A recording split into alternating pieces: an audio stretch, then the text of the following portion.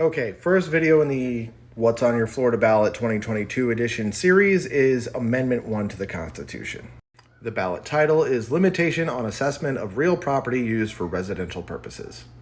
And the ballot summary reads, proposing an amendment to the state constitution effective January 1st, 2023 to authorize the legislature by general law to prohibit the consideration of any change or improvement made to real property used for residential purposes to improve the property's resistance to flood damage in determining the assessed value of such property for ad valorem taxation purposes.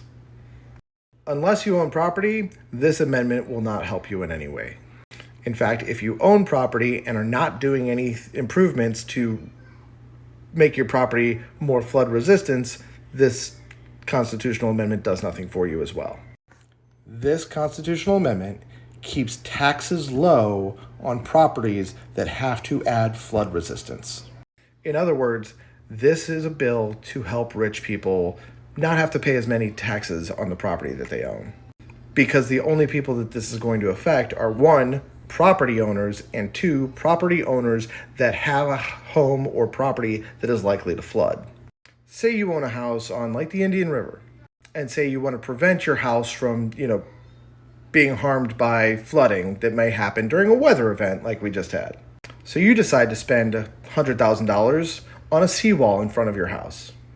That $100,000 spend will actually raise your property's value, like real estate value, by as much or more than what you spent on it.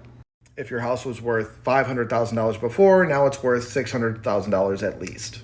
This amendment says we don't count the seawall and the cost of those improvements and what that actually raises your property value for your property taxes.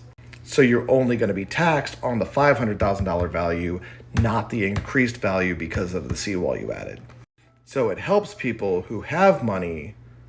It doesn't help Florida, because it actually reduces the potential tax base that we have. Florida's in trouble from, increased hurricanes, increased flooding, all the things that come along with climate change. And that is going to affect the value of people's properties going forward. So people are adding seawalls, they're adding other mitigation efforts to, make their house more likely to not flood. And then they don't want to be taxed on the thing, even though it did raise their property value. So it undercuts the tax base even more. So if you're renting, this doesn't help you. In fact, it helps your landlord because it reduces his tax base. But is he going to lower your rent? I don't think so.